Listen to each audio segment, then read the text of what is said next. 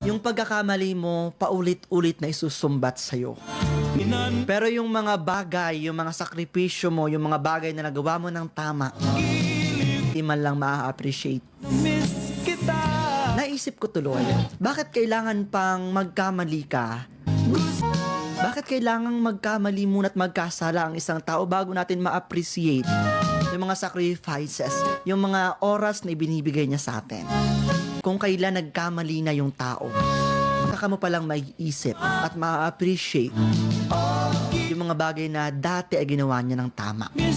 Kung kailan nawala, sa kanila maiisip, ay sana pala hindi ko pinakawalan. Yung mga bagay na pagka-simple-simple lang. Tandaan ninyo, kahit katiting, kahit maliit na bagay na ipinapakita sa inyo, basta't bukal sa loob, i-appreciate ninyo.